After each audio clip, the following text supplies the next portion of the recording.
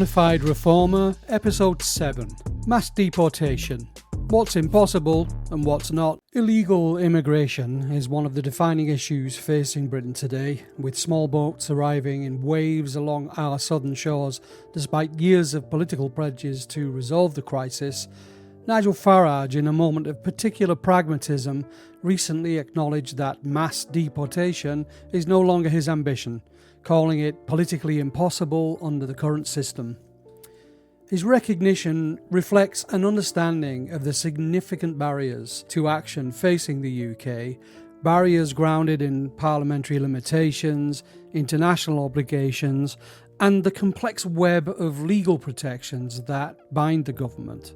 If Reform UK is to have any hope of achieving meaningful immigration control, this acknowledgement offers a path forward, albeit one that requires substantial legislative and diplomatic changes. Currently, Reform UK holds limited representation in Parliament, with just a handful of MPs, a reality that leaves it with little direct influence over immigration policy. Even if it gained a majority in future years, a wholesale deportation policy would face several constraints from two international frameworks, the European Convention on Human Rights and the 1951 Refugee Convention, which is enforced by the United Nations, of course. Both frameworks represent considerable legal and procedural hurdles, limiting the government's ability to address immigration in ways that many in the public might prefer. One of the foundational obstacles to deportation is the principle of non-refoulement, enshrined in the Refugee Convention and reinforced by the ECHR. This principle prohibits the deportation of individuals to countries where they may face persecution, torture, or other severe harm. The combination of these frameworks means that the UK is bound by obligations to process asylum claims fairly and to avoid removals that could place individuals at risk.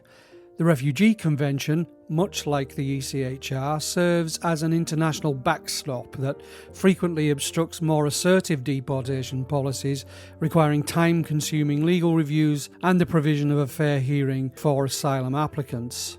But what if the UK were to go further and formally denounce its membership in the ECHR?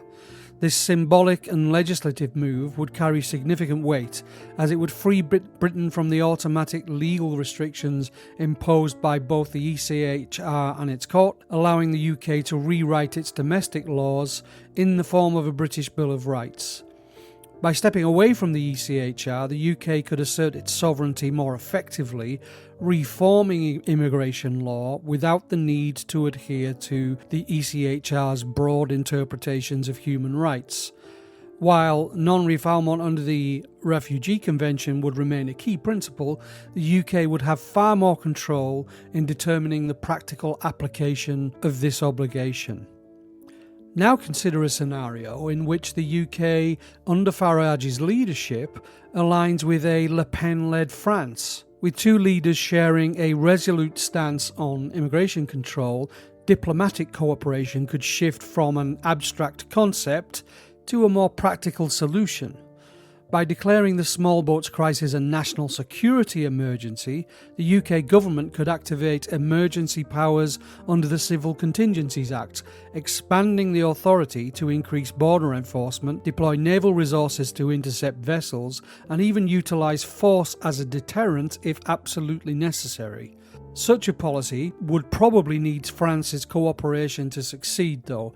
France, as a signatory of both the ECHR and the Safety of Life at Sea Convention, bears responsibilities not only to prevent unseaworthy vessels from leaving its shores, but also to process asylum seekers in accordance with EU asylum principles.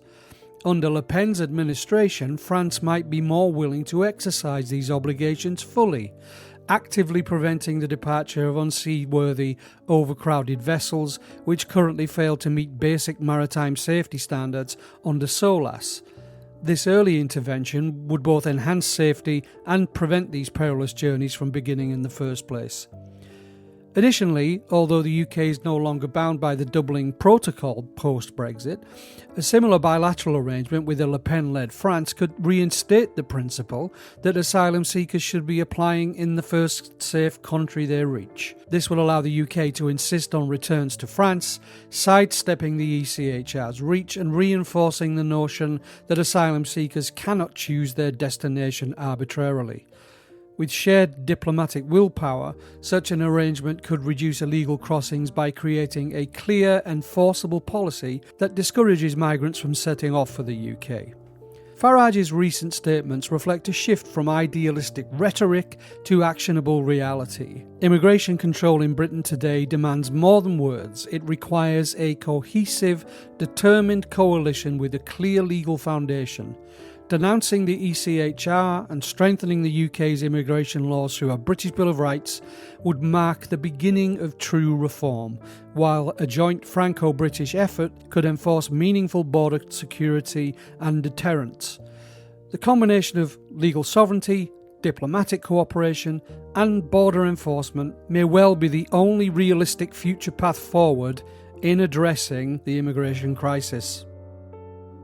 This article was first published on X on the 29th of October 2024 at No Reforms.